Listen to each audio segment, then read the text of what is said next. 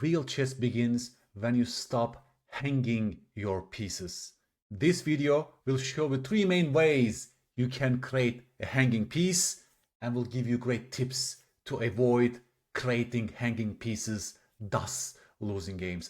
Are you ready for a beautiful safety check video, folks? I recently published a course on the blunder check, and this also serves like a little promo of what's waiting for you in that course. The first way that you can create a hanging piece in chess is you place a piece on a square that the enemy can capture it directly. Your task in this position, folks, is to make 2 moves in a row with the bishop and give a check against the black king on move 2 with one crucial condition. Your bishop should not be hanging along the way. This is what's waiting for you in the blunder check course. Such route planning exercises. You plan a route. Your planning involves how do I give a check against the black king on move 2, and yet this knight should not be capturing your bishop along the way. Only one solution, folks. Maybe you can stop the video right now and go through the process. Please make 2 moves in a row with the bishop and give a safe check on move 2, and you're a great player if you found the only route bishop d1 to b3. Notice, bishop d1 is a very safe square. Nobody can capture the piece on d1. On the next move, you're going to b3, and again, the bishop cannot be captured on that very square. It's a safe check. Compare it with the alternatives, folks. If you think about this route, for example, to go to d5, it doesn't work because the knight will be capturing you, right? You're creating a hanging bishop on f3. This is what most amateur games are decided. Most amateur games involve such blunders. They make a move and they allow the enemy to capture the piece on that very square. That's the first way of creating a hanging piece in chess, and this will be eradicated after my blunder check course. Pay attention. You can't go to e6 either in 2 moves because then you have to use this route. It's impossible. You cannot give a direct check on c4 because the knight can capture you directly. What else? How else can you give a safe check against the black king, right? List all these candidates. These are the only safe squares for the bishop to be landing in 2 moves. The problem is you cannot go to d5 in 2 moves because they will take you on f3. You cannot go to c4 directly anyway because the knight will capture you on c4. Well, b3, you can only go through d1. That's the correct solution. And again, it's not, and finally, it's not possible for the bishop to arrive on a2 in 2 moves from this position. And finally, bishop h5 to f7 doesn't work for 2 reasons, because they can capture you with the knight or the king on move 2. So you see what we are training with those exercises? First, we plan for a route. We have a plan for our pieces. So we reverse engineer our way to reach our goals, right? We start from the end state. My end goal is to give a check against the king, but safety is the most important thing in chess. Think about that. You can lose any chess position with a single slip at any moment. So this has to be so high. Our floor must be so high when it comes to not hanging pieces directly. And this course will drill those exercises to really make you a much safer player. One more example of the same idea on a more complex position, folks. White to play. Please stop the video and tell me the best move for white in this position. You're a great player if you found the checkmate in 1 with rook h8. Simple checkmate in 1 exercise, white wins. I'm sure some of you have seen or at least looked at the move queen g6 mate, right? It also looks like a mate to me at first sight until you see the sniper bishop on b1. Also, most beginners, they tunnel vision on a small segment of the board like that, right? Their working memories are overwhelmed by processing information on the king side. At those moments, they are completely ignoring the pieces on the other side of the board. That's a very typical beginner mistake in chess. Board vision doesn't really improve for a long time. Thus, you need such dedicated board vision exercise as well to enlarge your vision, zoom out, look at the entire board before making your moves. Queen takes g6 looks like a mate as well. If you only focus on this segment of the board, yeah, it looks like a beautiful move until you see that little bishop lurking. Comes the second way of creating a hanging piece in chess. Black plays the move bishop g5 here, folks. White has a queen for 2 bishops in this position. The question is, Should you move the rook to d1 or play the move f4 to parry the attack against the rook on c1? Two choices, f4 or rook d1, folks. What do you say? Rook d1 is a beautiful move. The rook is safe and occupies the open file. White is winning in this position. What was wrong with the move f4? Looks like a multi-purpose move, right? I attack your bishop with tempo, then maybe I can move my rook and so on and so on. What you're missing again is the lurking bishop, fianchetto bishop, sniper bishop on b7, and you're missing this alignment between the bishop and your queen on g2. Another board vision problem. Many beginners, I'm sure, would play moves like f4 in those moments because, again, they don't see the bishop on b7. It's not in their vision.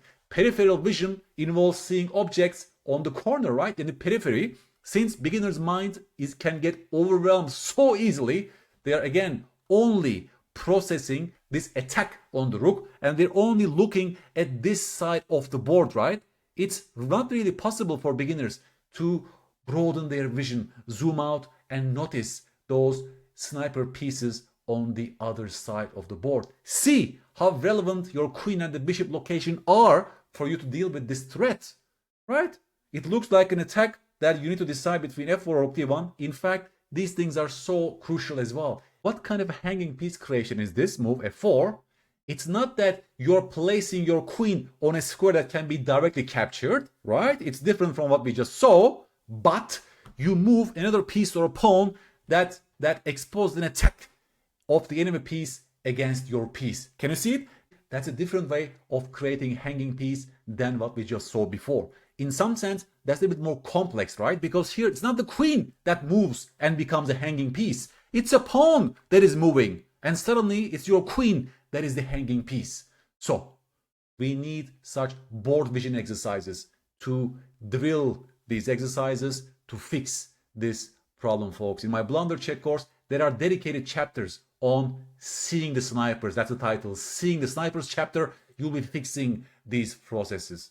You will train to improve your board vision and look at every single piece and notice the existing alignments as well, right? This connects you directly on the theme of alignment in chess. When important pieces are aligned on the same diagonals like this, or files or ranks, care is required. Otherwise, blunders like this are waiting for you in the corner. Now let's look at a third way of creating a hanging piece in chess, folks. Should black take on d4 with the rook or with the queen? That's my question to you right now. Please avoid the blunder, folks. Folks, let's define a loose piece in chess. What is a loose piece? Loose pieces are those pieces that have equal number of attackers and defenders. Okay? That's my definition in this Blunder check course. That's the most compact way of encoding this information. Look at the knight on e7. It's attacked once, guarded only once by the queen on f6. This makes this knight a loose piece. Notice, it becomes a loose piece the moment white takes on d4 with the pawn. Please, if you go one move earlier, this knight is a protected piece. Why? Because the knight's already guarded once and attacked 0 times right now, right? So can you see the connection between protected piece, loose piece? Right now the knight became a loose piece because it's 1 versus 1. Thus, care is required. Now your task as black is not to turn this knight into a hanging piece, because that's a clear connection. A loose piece can become a hanging piece by you moving the defender yourself of that loose piece, thus turning it to a hanging piece. So I'm pretty sure you know this queen takes d4 blunder, right? Once I break it down like this, I'm pretty sure you understood that this was a blunder because yourself is creating a hanging piece on e7. Your queen was the main guard of the loose knight on e7. By moving the queen away from defense of that knight, you're directly turning that loose piece into a hanging piece. Again, can you see it? This is a different way of creating a hanging piece in chess. Here, of course, if you take back the rook, then it's a much safer move because yes, the knight is still a loose piece, but it's not hanging, right? So you don't lose the piece directly in this position. Care is always required, and we will speak about this in the next positions. When we are playing with a loose piece, we have to be very careful to not to allow a double attack or remove the defender tactics. And again, if you look at beginner games, these moves are the norm rather than an exception. You see those blunders over and over again because people have no understanding of the safety, of no understanding of the loose pieces, hanging pieces, and protected pieces in chess. That's my goal with this course. After this course, your vision will change. You'll be noticing these things very, very quickly. And noticing this thing is the first step for the solution, right? Always. The moment, as I break it down to you, the moment you understood the knight just became a loose piece after e takes d4, then there's much less chance that it will blunder your knight with moves like queen takes d4, right? Because in terms of hierarchy of thought process, what should come first? What should come first is the very awareness and the realization that you're playing with a loose knight on e7. Without this intuition, without this feeling and understanding, then blunders are waiting for you in the corner. So folks, I just showed you 3 main ways that you're creating a hanging piece in your camp. Now, in the final section, I will show you which tactical themes are associated with you losing your loose pieces, thus turning them into a hanging piece, okay? In this position, folks, white, should they grab the pawn on e5? I want you to blunder check the move knight takes e5 by going through my definition of a protected piece, loose piece, and hanging piece, okay? Apply the lesson. What will that knight become on e5 if you take that pawn? Let's start from this, folks. Even we can start from the knight on f3. It's a protected piece, guys. Look at this. The knight is attacked 0 times, guarded already twice. That's a very, very protected knight on f3, right? We want our pieces to be as protected as possible at all times in chess, indeed. Okay, the moment you take on e5, tell me, what's the safety status of the knight on e5? The knight becomes a loose piece. Why? Because you will have 0 attackers and 0 defenders on e5.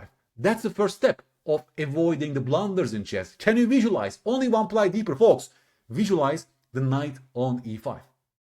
Okay? You're now playing with a loose piece, which means care is required. The good thing for white is this. The knight cannot be captured directly by an enemy piece on that square. In our last example, our knight could be directly captured on that very square, right? As a result of our move. Here, we need to be careful. And here comes the first tactical theme that are associated with the loose pieces in chess. And you tell me. It's called double attack, folks. Double attack is arguably the strongest chess tactic because you can only make one move at a time in chess. So if the enemy can create 2 different threats, then it might mean the game is over. So please, knight takes e5, tell me one good move for black that can exploit that loose knight on e5 and turn it into a hanging piece in 2 moves. And you're a great player, folks, if you saw the move queen a5 check. Please visualize. I won't put it on the board, folks. Knight takes e5, queen a5 check. Queen a5 hits your loose knight, but also hits the king on e1. Since you must react to this check, your knight will be lost on e5 on the next turn. Right? Please watch carefully, guys. Double attacks are clearly associated with loose pieces in chess. That knight being loose gave black this idea of creating a double attack. And once you react to their move, let's say c3, you lose the knight on e5. You see, your knight is now hanging and you have no way to react to it because you must solve your king problem, right? So you might also say like this. After queen a5 check, your knight is now becoming a hanging piece, but you have no means to deal with this hanging piece because you must react to their check against your king, right? We have to deal with a direct attack against our king in chess, so we have no time to rescue our now hanging knight on e5. Let's say after c3, your hanging knight will be captured by the queen on a5. So what does this mean in terms of our thought process?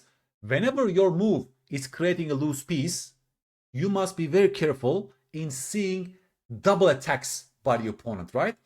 Finding the best moves for the opponent that can create 2 attacks. Well, it can be an attack against 2 of your loose pieces in your camp, or like this, it can be an attack on your king and the loose piece in your position. Also, whenever your king is in the center of the board, folks, you should ask yourself whether you are giving a C to the opponent, namely whether you are allowing a check for your opponent. That's always the key question. When your king is still in the center, lacking pawn cover, when your king is exposed, then letter C in our checklist becomes crucial. As a result of my next move, am I allowing a devastating check for my opponent? That's always a good question in those moments, okay? So if white ask themselves this question, and if white actively noticed they are creating a loose knight on e5 on the next turn, then they could have avoided this blunder. By the way, this blunder looks like a beautiful move, right? And that's when blunders happen, because yes, the knight is attacking f7, I'm cashing in on f7, beautiful centralization move, I'm winning a pawn in the center. You can justify this move to yourself in 10 different ways. The problem is,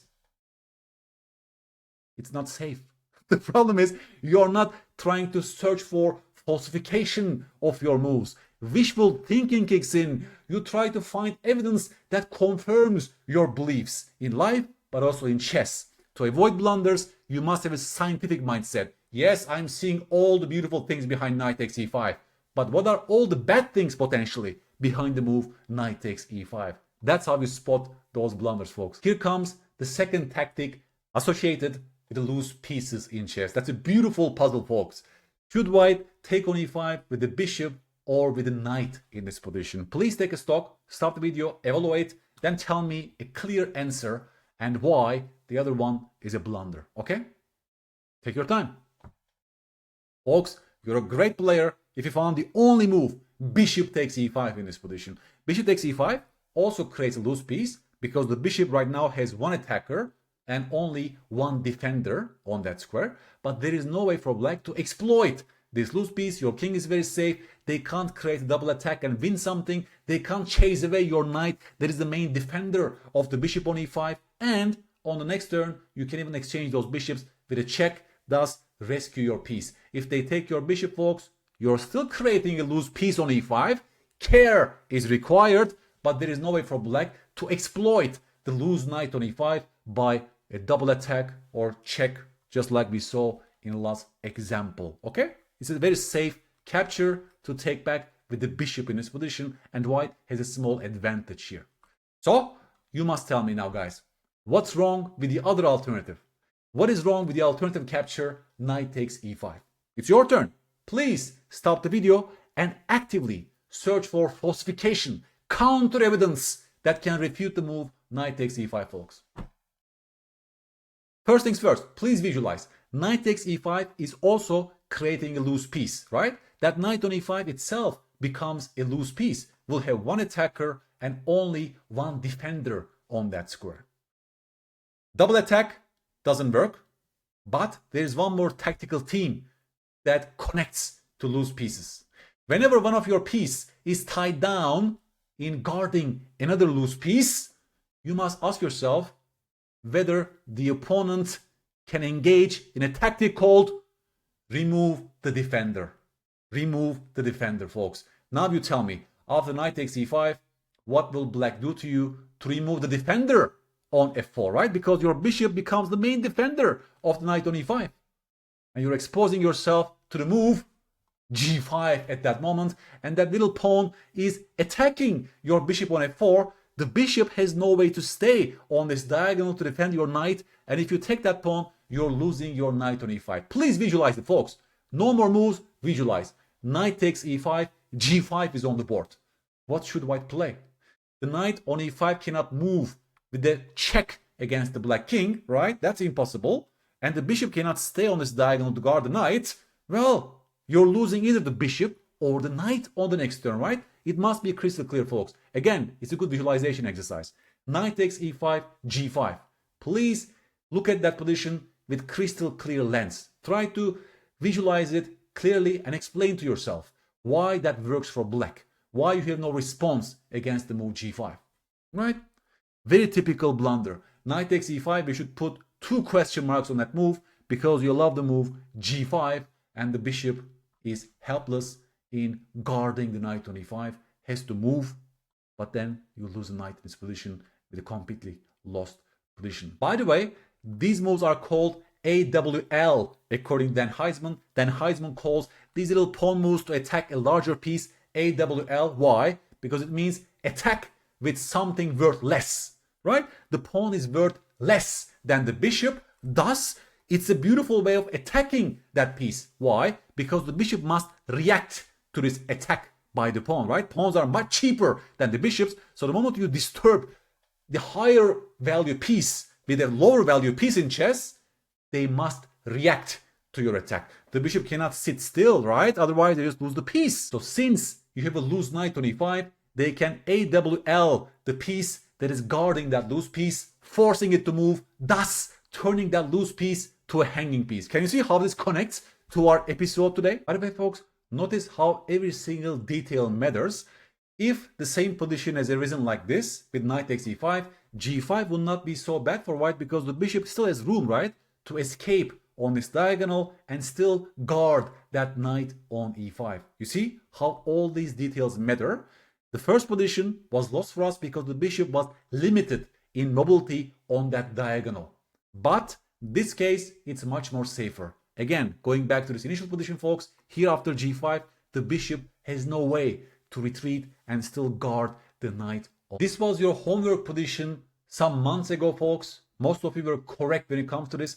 The question was, should black play the move bishop g4 or bishop f5 in this position? Okay, this directly connects to how remove the defender tactic works in chess. But this time we are doing a blunder check exercise, okay? Which is much more important probably than solving tactics for yourself. Okay, bishop f5, as most of you have mentioned, was a typical blunder. Why? Let's break this down. Folks, most of you were correct in that homework position. Most of you told me that bishop f5 is a blunder. Why? Let's break it down using our terms of protected piece, loose piece, and a hanging piece in chess. What you just created on f5 is a loose piece because the bishop is already attacked once and guarded only once by the queen. Whenever your very move is creating a loose piece, care is required because blunders might be waiting for you in the corner. Okay? But how does white punish the move bishop f5? And that's my question to you. Please find a way for white, search for the best move for white right now that can potentially turn this bishop into a hanging piece in 2 moves. Okay? Remember, queens are the worst defenders in chess. By playing bishop f5, you tie down your queen to defending that bishop on f5. Your queen's main task right now is to guard the loose bishop on f5. Queens hate defending in chess. Why? Because any other piece can attack the queen and force her to move. So how can white AWL your queen in this position? And you're a great player if you found the move b4. Again, the cheapest unit called a pawn simply pushes to b4, chase the queen away, force her to move, and the queen has no way to still guard the bishop on f5. Can you see it, folks? The queen can no longer stay on these 4 squares and still guard the bishop on f5. The queen cannot move with a check either in this position. If you take the pawn, then you just turn your loose piece to a hanging piece on f5 and white wins the bishop and the game is completely over. Going back, folks, can you see right now? Without even moving to bishop f5, can you visualize the resulting position and can you see why that move is a blunder? That's what you'll be tackling in my blunder check course. You will notice blunders before you put them on the board. I'm sure most of you have experiences, right? You make a move and the moment you make the move, you understand that that was a blunder. My course will fix it by giving you those patterns of thought processes. You will be drilling those concepts over and over again, so your intuition will grow when it comes to creating a loose piece or turn them into hanging piece by allowing certain tactics for your opponents. Contrast this with the move bishop g4. The bishop is a protected piece on g4, folks. Attacked 0 times, guarded already once by the knight. So in terms of safety status, that's a much safer move than bishop f5, and that's the first step of playing safe chess without blunders. Simply noticing whether our piece will become protected,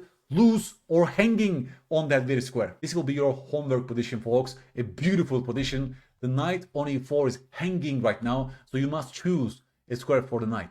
All right? You have 3 choices: knight d6, knight c5, or knight c3. Please choose between those 3 squares and tell me which ones are safe and why. Okay? If there are 2 blunders, also tell me, please, why are they blunders? Okay? This will be a beautiful consolidation exercise to what we spoke about in this episode. I hope this video gave you basic guidances of how you can create a hanging piece in chess. Noticing those conditions is the crucial step, and my blunder check course, Preventing Blunders in Chess, will really fix these processes. It will be making you much more efficient when it comes to spotting and preventing those blunders before they are placed on the board. Expecting your feedback also on this homework position. I will post a link on this video description that you can go and check my course. Please keep me posted on how your blunder ratios will change after you go through the course. I can't promise you'll be playing without any blunders whatsoever. Like humans make blunders, we are all humans, but their numbers should reduce. Deliberate practice involves pushing ourselves outside of our limits and working on a crucial chess skill by giving our full focus and attention and by challenging exercises that are not too overwhelming. And this course will also allow you to stay on the sweet spot of desirable difficulty, because I set 4 different difficulty levels in this course. So you'll always stay on the sweet spot of difficulty that's best for your learning. Ask me anything and I will catch you on the next episode. Bye bye.